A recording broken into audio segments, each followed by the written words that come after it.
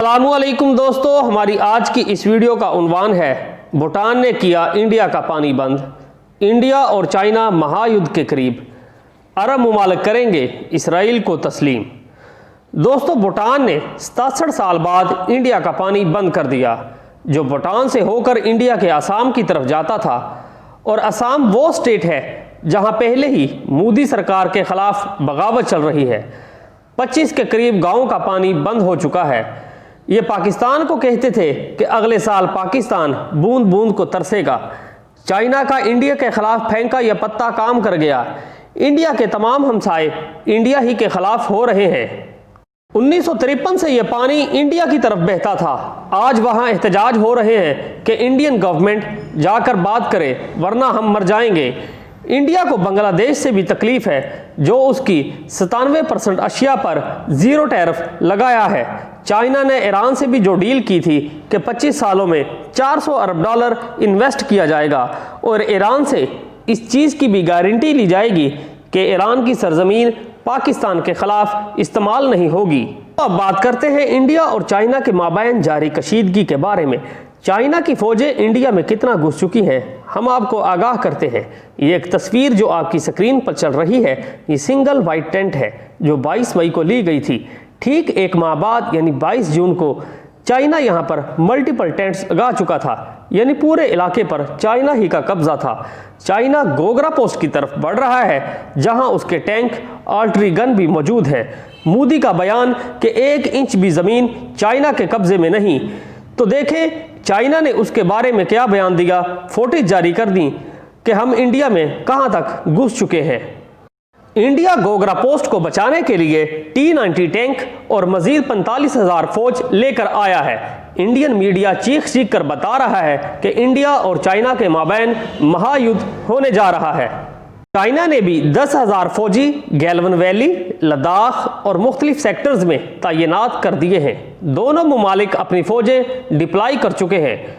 तो रूसी मीडिया ने भी बताया है कि चाइना और इंडिया के माबैन कोई बड़ी जंग मुतवक्के है। हिस्ट्री एंड करंट अफेयर अपने नाजरीन को डे फर्स्ट से ही बता रहा है कि चाइना पीछे हटने वाला नहीं, वो कोई और ही मामलात होंगे कि जिससे चाइना पीछे हटे। इंडियन आर्मी चीफ ने लद्दाख का दौरा किया और अपनी फौज से मिले और इन्हें लड़ाई के लिए तैयार रहने की हदायत दी, क्योंकि इंडियन आर्मी का मोराल बहुत ही डाउन हो चुका है। पाकिस्तान को भी इस जंग में धकेला जा सकता है, मगर इमरान खान अभी तक असद उमर, फवाद चौधरी और फैसल वाडा के मामलात में उलझे हुए हैं। भूटान ने भी इंडिया का पानी बंद कर दिया है। नेपाल भी गंगा का पानी रोकने जा रहा है। अब आखिर पर बात करते हैं अरब मुमालिक का इसराइल को तस्लीम करना। डॉक्टर असरार बताया करते थे कि बदतरीन हालत होने जा रही है अरब मुमालिक की। ये सड़कों पर आएंगे, ग्रेटर इसराइल बनेगा। 1100 के करीब यूरोपीय पार्लियामेंटेरियन इसराइल के खिलाफ खड़े हो गए हैं। हमास ने तो यहाँ तक कह दिया है कि हम इसराइल के खिलाफ जंग करने जा रहे हैं, क्योंकि फ़लस्तीन के 30% इलाके जिस पर इसराइल 1 जुलाई को कब्जा करने जा रहा है। नेतन्याहू पूरी दुनिया के सामने बताते हैं कि इसराइल UAE के साथ पार्टनरशिप करने जा रहा है।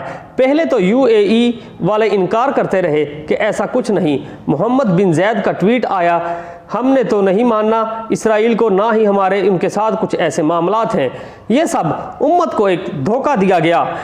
OIC के इजलास में भी इसराइल के खिलाफ बयान देने के लिए ये इसराइल से इजाज़त लेते हैं कि हम ये बयान आपके खिलाफ देंगे तो हमें माफ़ कर देना। और दुनिया को ये बता रहे हैं कोरोना से लड़ने के लिए पार्टनरशिप कर रहे हैं। असल कहानी तो न्यूयॉर्क टाइम ने बताई कि सऊदी अरब, UAE और इसराइल मिलकर ईरान के खिलाफ लड़ेंगे। आने वाले दिनों में सऊदी अरब ओपनली इसराइल को तस्लीम करता नजर आएगा और दुनिया इस पर कोई रिएक्शन नहीं देगी। 1 जुलाई को एक बहुत बड़ी गद्दारी होने जा रही है, उसके बाद पूरा खित्ता लर्ज जाएगा। इसराइल ने आखिर UAE को ही क्यों मुंतखब किया? वो इसलिए कि FATF के जरिए ये कहा गया कि यहाँ पाकिस्तान, इंडिया और बांग्लादेश से मनी लॉन्ड्रिंग होती है। आपकी की तमाम बिल्डिंग्स मनी लॉन्ड्रिंग से बनी है। इसराइल ने ये पत्ता वक्त की नज़ाकत से फेंका और इन पर पाबंदियाँ लगने जा रही थीं। और आइंदा 1 साल तक UAE को इसराइल ऑब्जर्व करता रहेगा। इसी तरह की धमकी से सऊदी अरब को भी वो खुद को तस्लीम करवाएगा।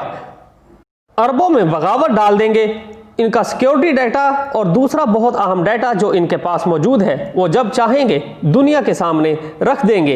इस तरह के तजर्बात वो लीबिया, मिस्र, सूडान में कर चुके हैं। ये माहिर हैं लोगों को सड़कों पर लाने में।